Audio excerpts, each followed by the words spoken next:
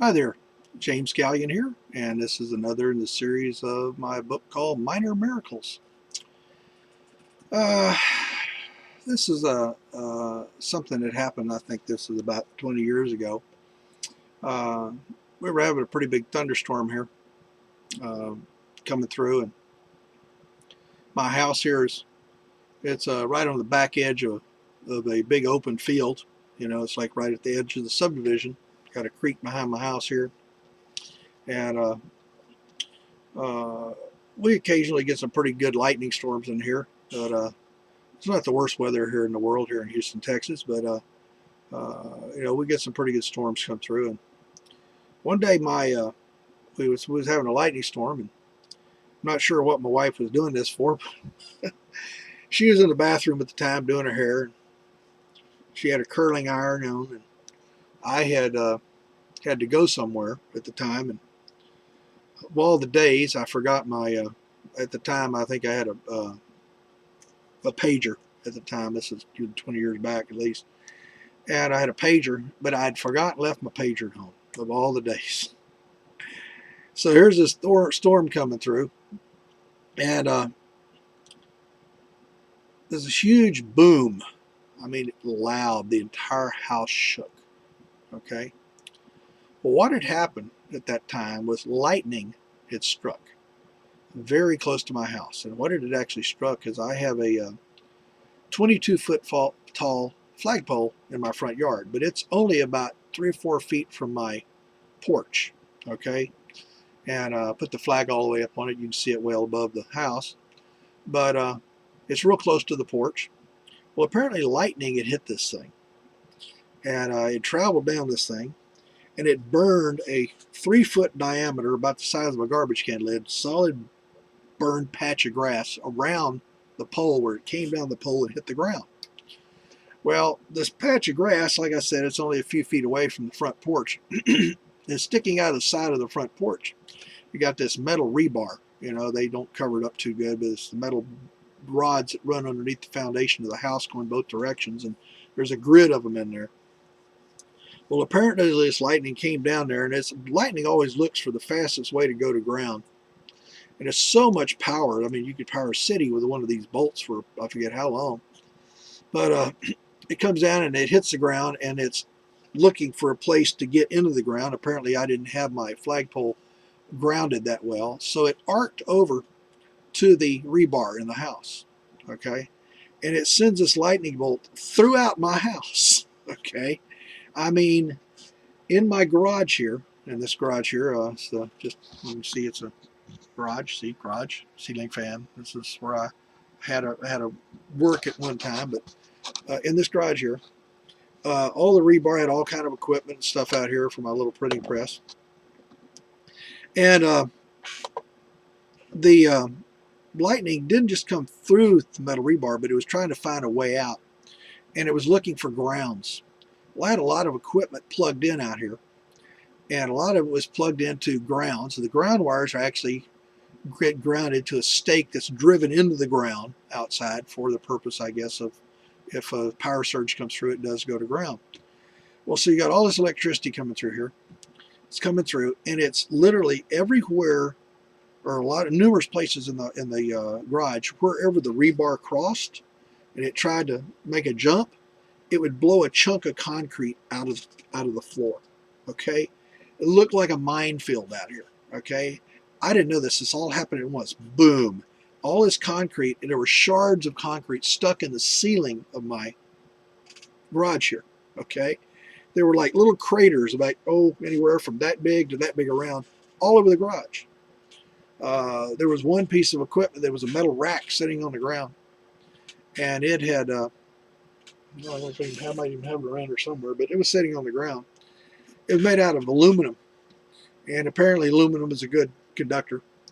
And it was actually sitting back next to another piece of equipment. But you could see where the bolt of lightning, part of it, had come out of the ground.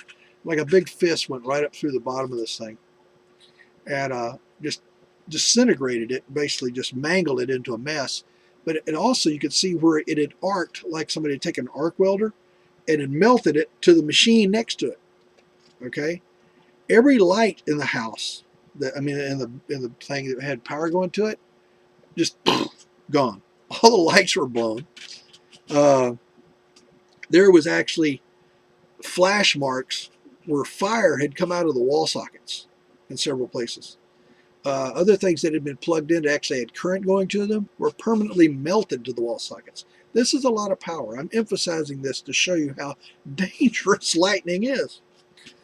The ceiling fan in my living room, big old style Hunter ceiling fan was running, and it literally blew the twisted on wire nuts off of the wires because apparently they weren't that good of a connection. The power it blew them off of the wires, and it fried numerous wall sockets around the house. Well, at this very moment this happens, my wife is standing, it may sound funny, barefooted in the bathroom holding a curling iron. Okay, you see movies where people get shocked and their hair's all curled. She's in there trying to curl her hair in the middle of this lightning storm, standing barefoot. Now she's plugged into something called a ground fault circuit. Now these are just a wall socket with a couple of buttons on them, and those things are made basically if you dropped your curling iron in the water or something, and it shorted, and suddenly a lot of power came through that little wall socket, it would trip it off so you wouldn't get electrocuted. So that was the purpose. It's for basically shutting it off from the front side of the wall socket. Well, she's in there doing her little curling iron thing. She hears this wham! There's a huge boom. The whole house shakes. She gets a slight shock and drops the curling iron. Okay. It's like, golly, what was that? And she picks it back up and doesn't seem to be working anymore. And she's punching on the buttons and they're not working. The little trip thing, it tripped the little ground fault circuit. And keep in mind, this thing is not supposed to work from power coming from the back, but it's supposed to only work if something in the two prongs plugged in is shorted. So she gets up and walks into the next room, and suddenly the whole looks out in the garage here. Immediately starts paging me. Well, my pager's sitting out here somewhere else, and I'm gone off. She wasn't real happy about that. But the place looks like it's on fire because it's this gray dust all here, looked like smoke. There was so much destruction out here in my shop because this is where all the active stuff was plugged in mostly, except for her curling iron and the ceiling fan and the TV that you had got in the living room.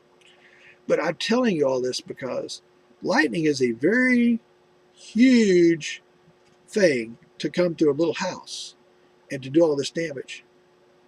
But for somebody, and remember, lightning always goes to the path of least resistance. Okay? So for somebody to be standing barefooted on a floor with no carpet, just standing right on the floor of the bathroom, and to feel that she got shocked. Okay, electricity is fast, and then she dropped it and wasn't harmed. Okay, now I didn't know about all this stuff until I came home and got chewed on a while by not having my beeper, and her in a big panic thinking the place is on fire. I rolled in about 20 minutes after this happened, and the place was just a mess. And after she settled down over that, we discovered what had gone on. Day or so later, or next day I think it was, I went in and I couldn't get the switch to work, so I pulled off the panel, the little bracket around this fancy little ground fault circuit. All that was left, you have all the plastic housing and the screws and everything on the back of a wall socket.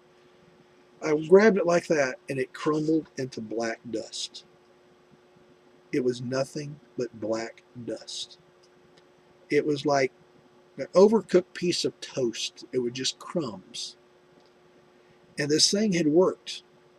But it worked in reverse, when it's not even supposed to work like that. And it tripped off. And my wife did not get electrocuted. But of all the destruction, it blew our TV to pieces. It blew the connectors off of the ceiling fan. It put craters all throughout my garage. It arc welded pieces of metal to other pieces of metal. Everything was fused out here that was running current. But she was not harmed. I give God credit for that. You could call it a fluke. Go right ahead. But I like to give God credit, you know, because the devil wants us dead as fast as he can get us dead, because then we can't decide that we want to follow what God tells us to do, what His Word in the Bible. You know, the Bible is a book. It's a thing you throw it in the fire and burn up, but it's a history of things that people have witnessed, the miracles other people have witnessed through thousands of years, and it talks about their faith, and they share it like I'm sharing with you. You may not believe it. Then why believe that Washington crossed the Delaware? Why believe that we had World War II? I knew a lady that actually believed we never landed on the moon. She thought it was all fake. She said we couldn't possibly. There's no air up there. We couldn't possibly, But I believe there's enough evidence for everybody pretty much to believe that man did land on the moon. That'd be one heck of a whopper of a troll if somebody was able to do that and fake it. But just like that, the evidence is in the Bible. The thing is, it takes a smidge of faith along with that evidence for you to start going, that makes sense.